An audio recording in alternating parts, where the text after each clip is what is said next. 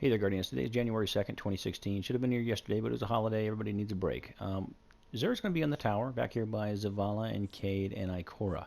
So let's go see what he's got. So today he has the Titan Helm, the Empyrean Bellicose, or Bellicose, depending on how you pronounce it. Let's go over the minutia. Intellect Discipline, mid to high 40 rolls, almost low 50s on that Discipline roll. Like it a lot. The negative with it is that it gives you shields upon orb pickup instead of health, but that depends on your playstyle. So let's go over what it does. When you jump in the air, if you aim, just like the Warlock subclass on the Sunsinger, if you're aiming your weapon, your sniper, etc., you're held in the air. It's kind of an anti-grav thing. This is a positive and a negative. Many times it can get you into a position where you can snipe where you normally couldn't snipe before, but the downside is you can be a target. I consider myself a target when I'm in the air for an extended amount of time, especially for somebody with a pulse rifle that can track me very, very quickly, or anybody that has snapshot. They can track you faster than you can jump out of the air or fall out of the air. I don't like the helmet, to be honest, and I know a lot of people they do. I have heard nobody that doesn't. My personal opinion, I would skip this and just move on to something else. Use your coins in a better fashion. Moving on, let's go on. We have hands-on, gain bonus super energy from melee kills on Minion of the Darkness. That's always good. Heavy lifting, gain bonus super energy from heavy weapon kills Minion of the Darkness. That's always good. So there is a good side to this. And as I said before, better already shields on a orb pickup, not health. I like health. So two downsides is one, I consider myself a target when I'm in the air, and two, this doesn't give me health on orb pickup. Both are negatives in the raid as far as I'm considered personally.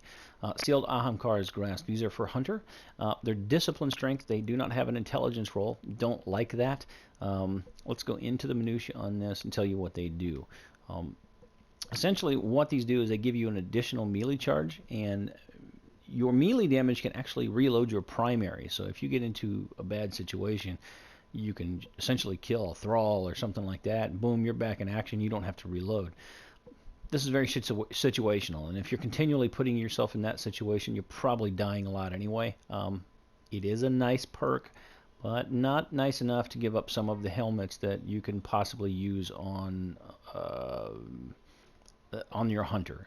Acleophage, Knucklehead, Mask of the Third Man. Many of these other exotic options are a better option than the Sealed Ahamkar's Grasp, depending on your playstyle. Mine personally, I would move on. So knowing that, let's go into the minutia on it, and that's going to give you decreased melee attack cooldown time, so you can really symbiotically use the perk with the abilities that it allows you. So you not only you get that double hit, but they cool down faster.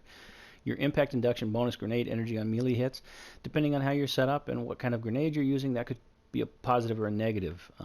You do have a fusion rifle loader and a rocket launcher loader. This could be good if you run Sleeper Simulant a lot, but to be honest, in the raid, most people are using heavy machine guns.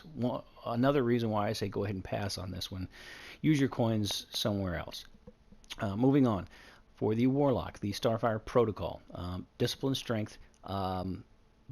I prefer an intelligence roll on it, but I will give you good news. These are in the high 60s on the top roll. These are rare to find above the 50 mark, so no complaints. Let's see what else we can do here. What does it do? It gives you an additional fusion grenade. This is good if you're running a high discipline build, so having a high discipline chest like this definitely adds. It's a symbiotic roll. Let's go into the minutia. That's going to be extra special. That's always good, especially if you're a sniper.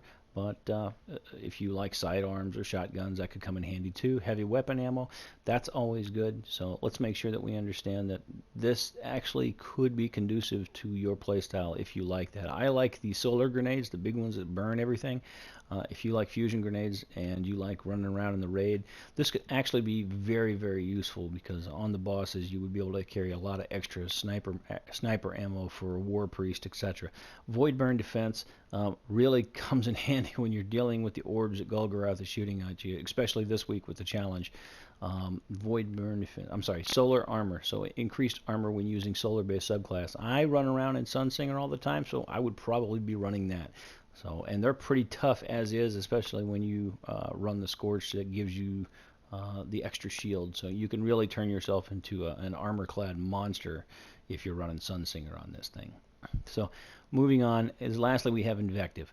What is Invective? Most of us know. For the new guys that do not, this is the only gun in the game other than Icebreaker, which you can't get now unless you run year one content such as Vault of Glass, etc. This thing regenerates its own ammo, and because it has such a low mag size, it gets to utilize its final perk, which is Final Round. So let me give you an example. With Final Round, because it only has four rounds, you boom, boom, boom. That final round hits like a truck. And if you can use Weapons of Light in conduction, in symbiosis with one of the hunters on the team tethering something, you can do a tremendous amount of damage. You can almost two-shot a Harrowed Knight. So, or a Hallowed Knight, depending on the situation once again. But that final round perk really comes in handy, especially in PvP. Just boom, boom, boom, boom. I know a lot of people, they come in, they immediately take 3 shots, they leave that final round, they run around, and they get just close enough. Even if you're a little bit out of range, that final round can make a big difference. You got quick draw, so if you want to use your sniper, take that first shot, get them low, and then rush them and take that quick draw out, take a shot at them with that final round. That helps as well. Fitted stock, give you some stability. Be honest, nobody uses stability on shotguns, so kind of a wasted perk, but oh well. Send It, which is the one that most people are going to be running on this because it does give you that extra range. So extra range combined with final round, this is why people love it. But this is the real kicker, and this weapon regenerates ammo over time. It's not fast. It takes a little while, but it does regenerate 4 rounds at a time, and when it does, you're back in the action. So you get to do pretty much what you want with it. I personally have one on each of my characters, 310, I think one of them's 315. I love it. I would never give my Invective up, and I hope to God they never get rid of it, such as they did the Icebreaker, because that would be a sad day.